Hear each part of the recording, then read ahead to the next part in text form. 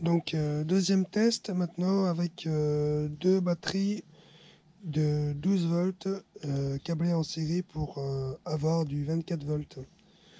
Donc là j'ai toujours mon régulateur de éolienne qui fait 12, qui est prévu pour du 12-24 volts en batterie. Donc là j'ai toujours mes trois phases moteur et mes sorties en mono en courant continu. Donc le deuxième test, donc au départ, bon, mes batteries sont quasiment rechargées, hein, donc c'est pour ça qu'on trouve 24 volts 80. Non, excusez-moi, 25 80. Mais c'est pas grave, on va faire juste le test. Alors j'ai essayé de tourner à la main comme pour le 12 volts tout à l'heure. En fait, pour du 24 volts, on n'a pas assez de, le générateur tourne pas assez vite pour recharger quelque chose. Parce que mon wattmètre m'indique qu'il n'y a pas de charge. Donc ça veut dire qu'on est inférieur à 25 volts pour ce test. Alors pour le coup, je vais mettre un entraînement par courroie avec une visseuse pour pouvoir simuler un éolienne en action avec beaucoup de vent. Donc hop, je me positionne et je vais vous dire les mesures obtenues. Hop, donc à cette vitesse là, je recharge à 2 ampères, 2 ampères 20 pour 39 watts. Donc là, on est en train de recharger. Tac. Alors maintenant, en tension, on a rechargé. Donc je suis passé de 25 à 26 volts 30. Et avec un courant de charge à 2 ampères 68.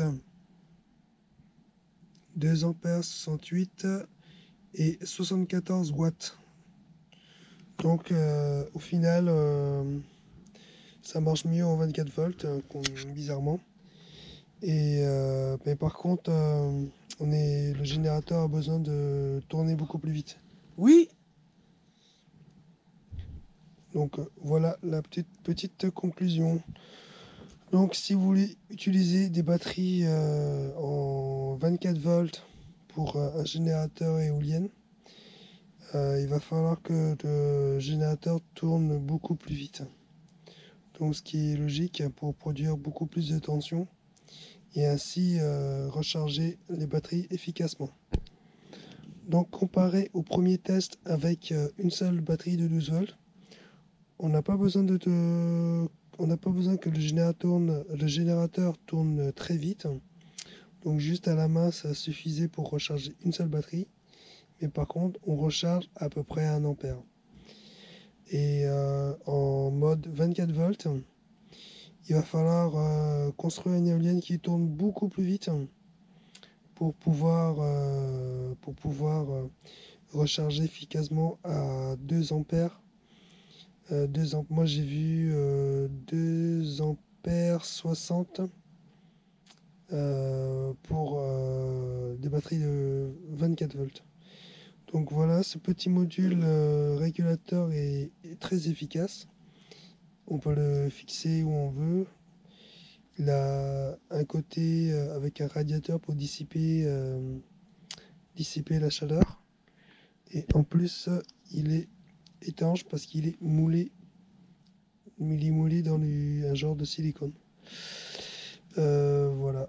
Donc il a un témoin de charge, des témoins de surcharge et présence batterie. Donc voilà pour ce petit test. Donc il n'y a plus qu'à configurer votre générateur de moteur overboard converti en générateur. Donc si vous voulez une éolienne qui tourne vite, donc optez pour un un moteur de générateur overboard d'origine.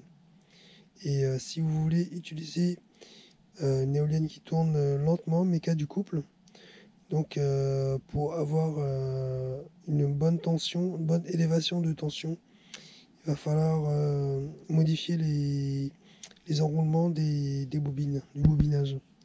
Ce qui fait qu'on va faire moins de tours pour produire plus de tension. Donc en sachant que c'est la tension qui compte pour recharger les batteries.